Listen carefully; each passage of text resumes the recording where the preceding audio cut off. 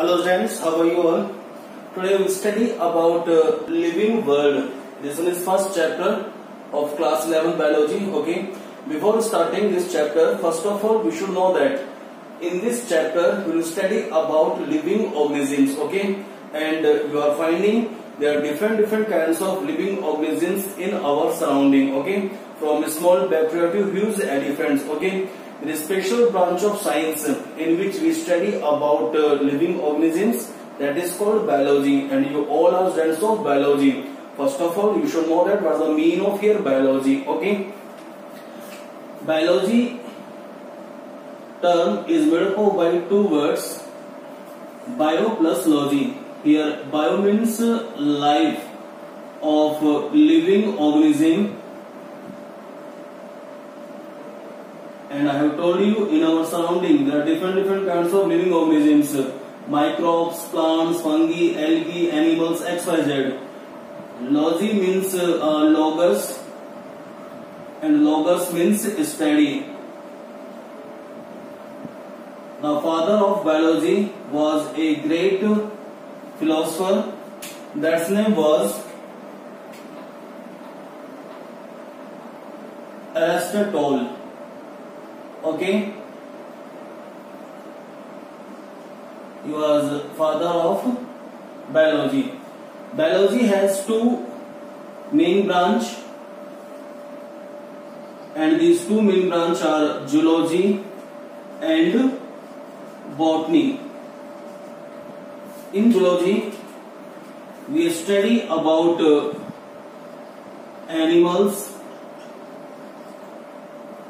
अब चाहे वो एनिमल्स बेटा स्मॉल एनिमल्स हैं या लार्ज एनिमल्स है. Okay, in special branch of science in which we study about animals, it is called zoology. Okay, and there is one another main branch of biology that is called botany. और in botany we study about small plant to big trees. Okay, कि हम जो plants की study करते हैं किसमें करेंगे? Botany के अंदर. Okay, in botany study of plants takes place. Okay, now you should know that who was father of zoology. Aristotle was father of zoology, and another scientist who was father of botany, that's name was Theophrastus. Okay, now we should know that there are some another sub branches of biology in which we also study about living organisms. Okay, ये मैं आपको इसलिए बता रहा हूँ कि इस जो मेन मोटिव है इस चैप्टर का बेटा वो है living organisms. Okay, the study of living organisms and there characteristics. Okay, तो हमें जानना है कि बायोलॉजी की वो कौन कौन सी ब्रांचेज हैं जिनमें हम स्टडी करते हैं लिविंग ऑर्गेनिजम्स की. ठीक है, बात है कि जैसे हम बात कर रहे हैं microbiology. Microbiology, it is sub branch of biology. In microbiology, we study about microbes, and microbes are categorized into different groups like bacteria, virus, algae, and fungi.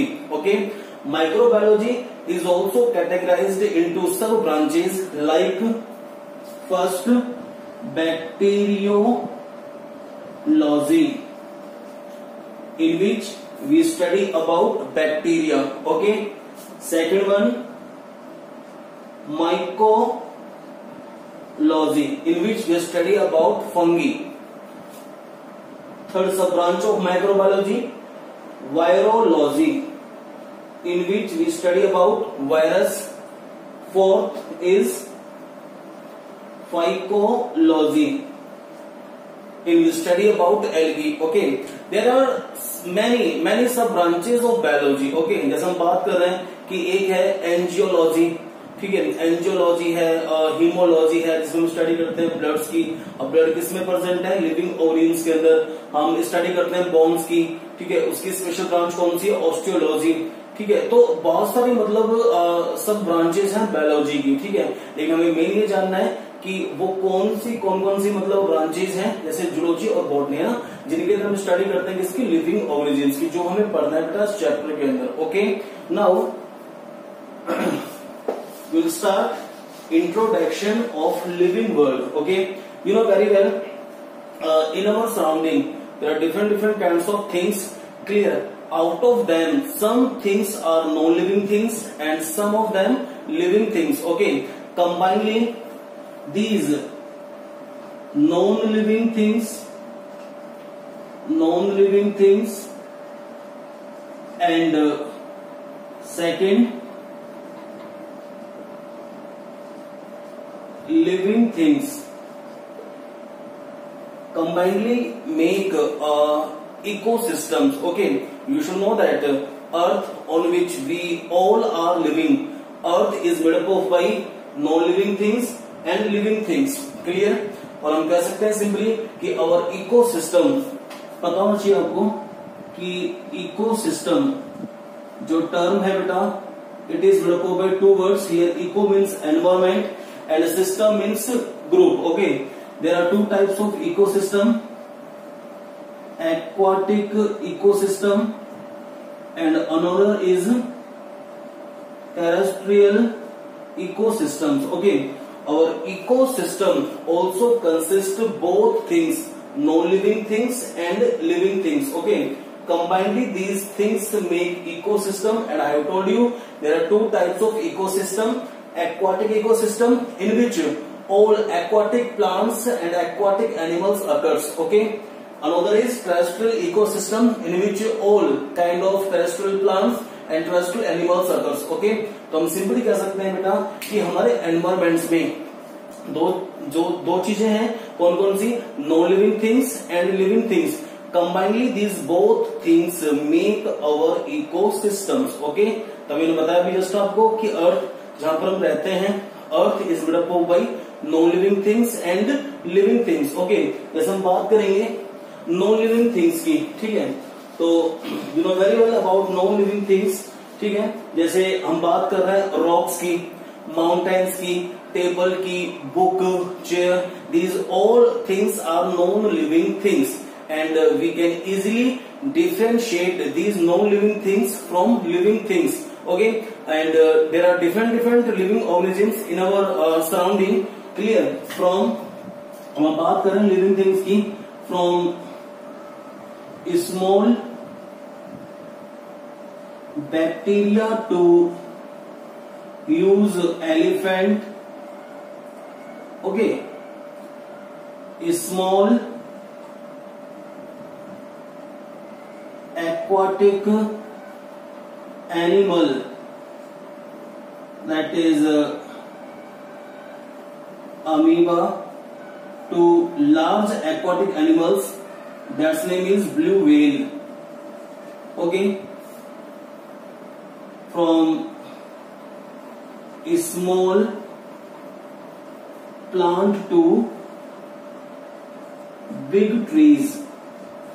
These living organisms combinedly make our ecosystems. Okay, हम बातें कर रहे हैं कि these different kinds of living organisms occurs in different regions. ठीक है, like हम कह सकते हैं जैसे डेजर्ट के अंदर, ठीक है, ओशियंस के अंदर, डार्क फॉरेस्ट के अंदर. ठीक है, there are different regions in which these living organisms survive according to their natural habitats. If you are talking about polar fox, polar bear, clear, polar wolf, penguins, clear, these living organisms survive in polar region because they adapt to suitable environmental factor for their survival. Okay, simply we can say that there are different kinds of living organisms in our environments. Okay, and these living organisms survive in different regions along with their natural habitats. Okay, and we can easily differentiate living organisms from non-living things on the basis of some common features. कुछ common features हैं जिनसे हम easily पता लगा सकते हैं कि भाई ये non-living things हैं and these are living things. Okay, now there are some common features by which we can easily differentiate non-living things from living things. Okay, first feature is that non-living things do not have definite shape and size. Okay, there is no particular shape and size of non-living things. Okay, for example, stone.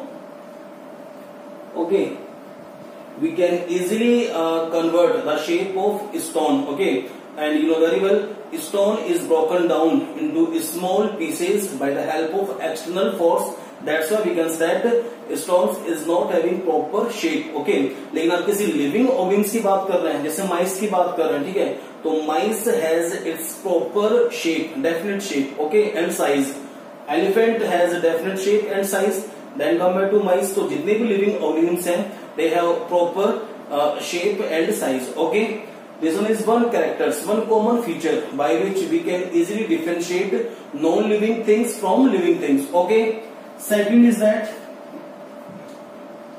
non-living things do not show respiration. You know very well, there are three types of respiration, beta. Aerobic respiration that takes place in the presence of oxygen, anaerobic respiration that takes place in the absence of oxygen, and another is muscular respiration that takes place inside muscle cells to produce energy. Clear? Living organisms show respiration to produce energy, okay, for doing different kinds of activities. But in case of non-living things do not show respiration because they do not require energy for doing activities. Okay, तो ये दूसरा feature है non living things का. ठीक है, फिर हम बात कर रहे हैं number third, non living things do not show movement and locomotion. ठीक है, कि जो नॉन लिविंग थिंग्स होती है बेटा, they do not show movement and locomotion because they are not having well developed locomotory organs. Okay, कि ऐसा कुछ नहीं है कि जो रॉक है, रॉक एक जगह से दूसरी जगह पर माइग्रेट होकर चला जाएगा. ठीक है, नहीं, लोकोमोशन शो नहीं करते हैं जो नॉन लिविंग थिंग्स होती है. ठीक है, फिर हम बात कर रहे हैं कि जो नॉन लिविंग थिंग्स होती हैं, ठीक है, दे do not show reproduction, locomotion, respiration. They all are example of biological process. Okay, and these all biological process are not shown by non-living things. Okay, non-living things do not show reproduction to produce living organisms, reproductions. Okay, these are some common features, okay, by which we can easily differentiate non-living things from living things. Okay, one major difference between non-living things and living thing is that non-living things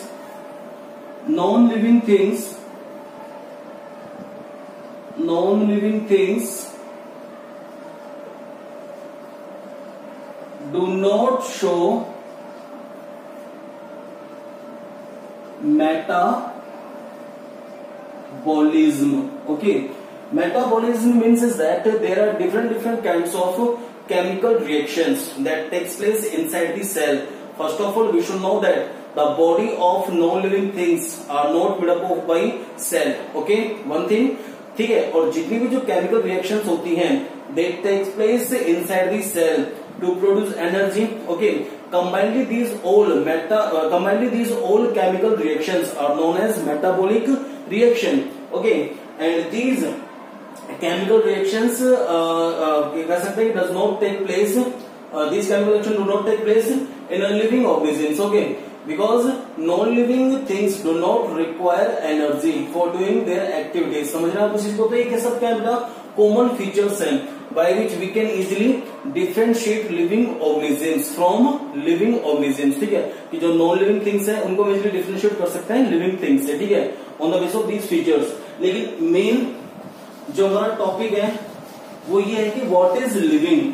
हम बात कर रहे हैं non living things की, कि भाई non living things वो होती हैं जो ये कैरेक्टरिस्टिक शो नहीं करती हैं। ठीक है, लेकिन अब लिविंग की हम बात करेंगे। ठीक है, तो उसको डेफिनेशन हम क्या देंगे, what is living. Okay, this one is our question and it is our first topic of this chapter, what is living. First of all you should know that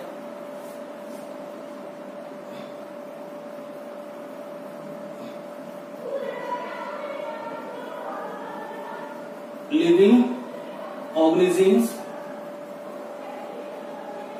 are made up of by cell, or simply we can say that the body organization of living organism is made up of by cell। कि जो life start होती है बेटा, ठीक है, proper जो life जो मतलब एक जो बॉडी बनती है लिविंग ऑर्गेनिम्स की, वो किससे बनती है, सेल से बनती है। ठीक है, you know very well, cell and the group of cells make tissue, tissue make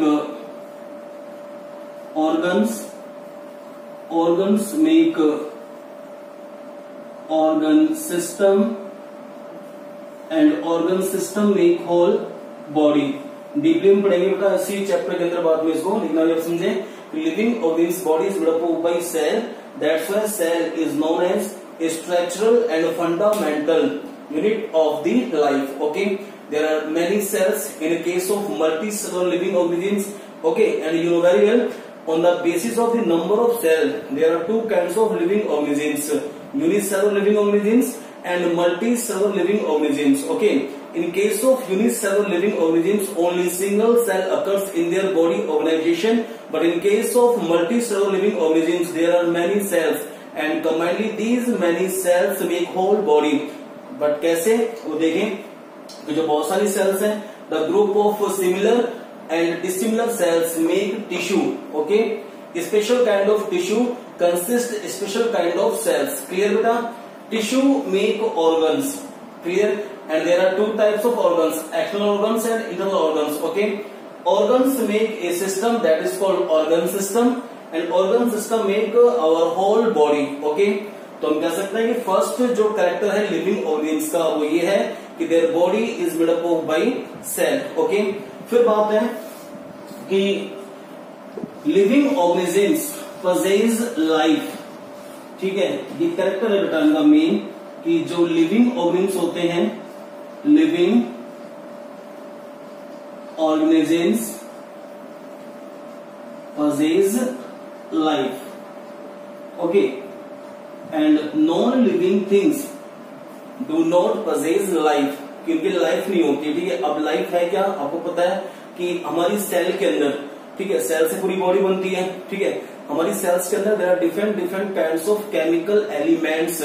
okay, and these chemical elements occurs in cytoplasm और cell organelles like mitochondria, Golgi body, lysosome, XYZ। Okay, these chemical reactions these chemical elements take place in a chemical reactions to produce different kinds of compounds। okay, समझ रहे हैं आप इस चीज को? तो ये सब प्रोसेस कहाँ चलता है, हमारी सेल के अंदर। ठीक है, लेकिन जो केमिकल एलिमेंट्स होते हैं नॉन लिविंग थिंग्स के अंदर भी होते हैं। ठीक है, but they do not play major role in chemical reactions. ठीक है, तो बात यह है कि जो लिविंग ऑर्गेनिम्स होते हैं they have life. Okay, and what the mean of your life, life के अगर आपसे भी पूछता है कि what the mean of your life. Okay, तो अब ये है बेटा कि life is an unique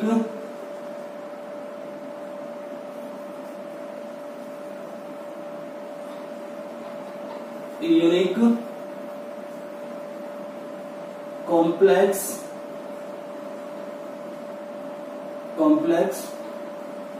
organization of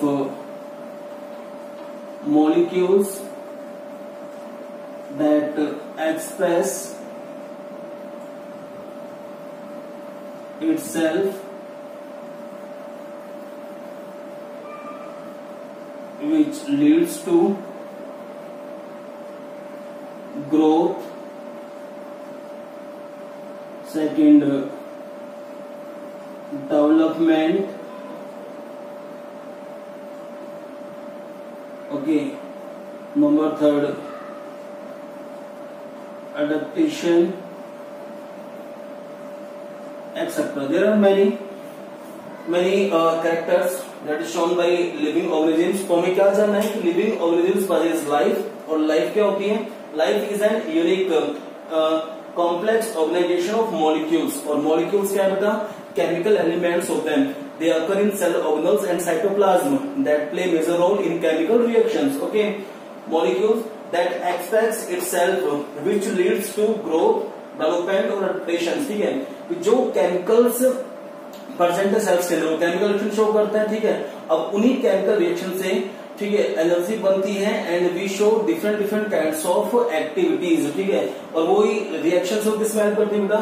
growth में भी हेल्प करेंगी, डेवलपमेंट के अंदर भी हेल्प करेंगी, अडेप्टेशन के अंदर भी हेल्प करेगी. पता है आपको इस चीज का कि each and every living organisms adapt suitable climatic factors for their survival. Okay, तो ये दो कैरेक्टर्स हो गए. एक characters living organisms are made up of by cell, और दूसरा लिविंग ऑर्गेनिजम्स पजेस लाइफ, और तीसरा जो मेन कैरेक्टर है ठीक है वो ये है कि living organisms have life span. ठीक है, कि हर लिविंग ऑर्गेनिजम्स की एक अपनी लाइफ स्पैन होती है. इवन जो सेल्स होती है ना अपना बॉडी के अंदर, ठीक है, they also have particular life span. If you are talking about RBC, red blood cells that occurs in living organism body, ठीक है, तो 120 डेज. ठीक है, 120 days is a life span of RBC. Okay, 4 to 5 days life span of WBC. Each and every living organism or living cell has life span. It's the main characteristics of living organisms. Okay, फिर हम बात कर रहे हैं कि there are some fundamental features. ठीक है, कुछ fundamental features होते हैं by which easily separate non-living things from living things. Okay, अब बात चल रही है कि सर ये कौन से फंडामेंटल फीचर्स हैं by which we can easily differentiate non-living things from living things. Okay, जैसे एग्जांपल दे रहा हूं कि आपको डिफरेंशिएट करना है स्टोन एंड रैबिट के बीच में. अब रैबिट तो किसका एग्जांपल है? लिविंग का, लिविंग ऑर्गेनिज्म का. ठीक है, और जो स्टोन है वो क्या है? नॉन लिविंग थिंग है. तो पहला जो मेन कैरेक्टर है, फंडामेंटल फीचर जिनसे हम इनको दोनों को सेपरेट कर सकते हैं, वो ये है बेटा presence of प्रोटोप्लाज्म. ओके, पता है आपको इस चीज का? जस्ट बताया अभी आपको मैंने कि each and every living organism is made up of by cell. Clear? Cell has 3 main components. एक तो होती है बेटा प्लाज्मा मेम्ब्रेन. ठीक है, एक कलरलेस जो फ्लूइड होता है ना, ठीक है, it is called protoplasm. Clear? And third one that is known as control center of the cell, it is nucleus. Okay, अब बात चल रही है कि presence of protoplasm it is main feature of living organisms. Okay, क्योंकि living organisms consist cell and cell consist colorless fluid that is called protoplasm. Okay, तो protoplasm एक main characteristics है लिविंग ऑर्गेनिजम्स का. ठीक है, but in case of stone there is no cell, वहां पर cell नहीं है, और जब सेल नहीं है तो वहां पर प्रोटोप्लाज्म नहीं होगा. ठीक है, समझ रहे हैं आप इस चीज को? फिर क्या है कि जो प्रोटोप्लाज्म होता है ना, ये प्रोटोप्लाज्म, ठीक है, protoplasm provide a site for different kinds of chemical activities, chemical reactions. ठीक है, कि बताया ना कि आपको मैंने कि भाई सेल है, सेल के साइटोप्लाज्म में और सेल के सेल ऑर्गेनल्स के अंदर बहुत सारे केमिकल एलिमेंट्स होते हैं. They provide help for chemical reactions. Okay, तो हम कह सकते हैं जो प्रोटोप्लाज्म है सेल का, it is main site, main region, main place, main zone, main area for different kinds of chemical reactions. Okay, and the presence of protoplasm is a main characteristics of living organisms. Okay, एक scientist है बेटा, scientist का नाम था हेक्सले. ठीक है, हेक्सले told that कि protoplasm is basic of life. ठीक है, बताया था कि जो प्रोटोप्लाज्म है, ठीक है, तो उन्होंने बता दिया था कि protoplasm is basic of life. ठीक है, कि लाइफ की बात आ गई तो living organism पजेज life, clear. Non living things do not have life, clear.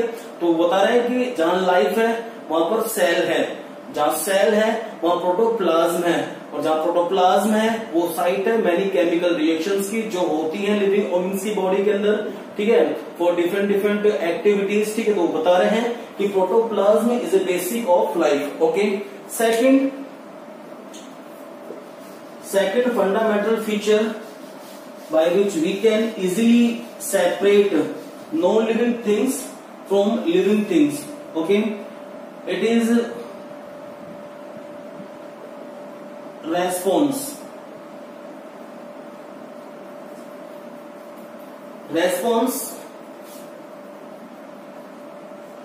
Response means living organism show response against external stimulus. Clear. External stimulus में हम बात करेंगे external stimulus like cold, hot, pain. ठीक है, तो क्या है कि जो भी लिविंग ऑर्गेनिज्म होते हैं दे show response against external stimulus. ठीक है, हमको पता है कि जो अपनी बॉडी होती है उसमें सबसे जो लॉन्ग सेल है, ठीक है, it is called nerve cells. Okay, when we touch hot utensils then nerve cells transfer hot information into our brain, clear, and we show response against hot है ना, हॉट यूटेंसिल्स। तो हम कह सकते हैं कि लिविंग ऑर्गेनिज्म के पास sense organs होते हैं। ठीक है, and these sense organs consist sensory nerve cells, clear, and by the help of these nerve sensors sensory nerve cells, sorry, जो सेंसरी नर्व सेल्स हैं, by the help of these sensory nerve cells जो outer information है they are raised into brain and we show response. ठीक है, लेकिन जो non living things होती हैं, ठीक है, दे do not show response against external stimulus. Okay, यही एक मेन कैरेक्टर है। फिर हम बात कर रहे हैं सेल ऑर्गेनाइजेशन, जो थर्ड मेन फंडामेंटल फीचर है। ठीक है, cell organization. You know very well, each and every living organism is made up of by cell. That's why we can say that cell is the structural and fundamental unit of the life. Okay, the life of non-living things is not made up of by cell. Okay, फिर हम बात कर रहे हैं adaptation की। Adaptation में क्या है बताया भी आपको मैंने कि जैसे पोलर बियर है, ठीक है, तो पोलर बियर कहां रहना चाहेगा, पोलर रीजन्स के अंदर, ठीक है, एट वेरी लो टेम्परेचर। ठीक है, तो adaptation is the main characteristics of living organisms. Clear, each and every living organisms adapt suitable climatic factors, suitable environments for their survival. Okay, लेकिन जो अडेप्टेशन है बेटा it is not shown by non living things. ठीक है, जैसे एक dark room है, उस डार्क रूम में आपने एक पोटेड प्लांट रख दिया, ठीक है, और वहां पे एक छोटा सा होल है, ठीक है, उस डार्क रूम के अंदर, और उस छोटे से होल से सनलाइट आ रही है। ठीक है, तो अब जो प्लांट्स का फेस है, ठीक है, प्लांट फेस ना मूव टूवर्ड्स सनलाइट। ठीक है, तो ये भी एक तरह से अडेप्टेशन हो गई है भाई, ये तो मूवमेंट शो कर रहा है वो, यानी प्लांट मूवमेंट भी शो कर रहा है, जो नॉन लिविंग थिंग शो नहीं करती है। ठीक है, और दूसरा वो एक रेस्पॉन्स शो कर रहा है अगेंस्ट एक्सटर्नल स्टिमुलस। ठीक है, एक तो उसका रेस्पॉन्स हो गया और दूसरा वो अडेप्ट कर रहा है एक सुटेबल थिंग्स को, क्योंकि उसको सनलाइट चाहिए। ठीक है, वो बिना सनलाइट के वो ग्रो डेवलपमेंट नहीं कर पाएगा। ठीक है, ये है मतलब एक प्रॉपर मतलब एक अपना लाइफ को है ना वो डेवलपमेंट नहीं कर पाएगा ना without the help of sunlight, इसलिए वो उसके अगेंस्ट रेस्पॉन्स शो कर रहा है। ठीक है, तो ये मेन के एडेप्टेशन है जो नॉन लिविंग थिंग शो नहीं करती। ठीक है, अब एक जो है बेटा ये परमानेंट फीचर्स नहीं है, ठीक है, ये एक्सेप्शन है एक। ठीक है, और उसको हम बोलेंगे ग्रोथ। ठीक है, कि जो ग्रोथ और डेवलपमेंट है ना बेटा ठीक है, ये दोनों शो करते हैं, नॉन लिविंग थिंग्स भी शो करती है ग्रोथ और लिविंग थिंग्स भी शो करती हैं। ठीक है, बस यहाँ डिफरेंस ये है कि जो ग्रोथ है, ठीक है, there is two type of growth, intrinsic, extrinsic. In case of living organisms, growth takes place inside the body, okay, inside the body. But in case of non-living things, growth takes place, growth exhibits outside, okay. जैसे हम बात कर रहे हैं, एक sand mounts है, ठीक है, ये सैंड माउंट्स है, एक रेत का टीला है, ठीक है।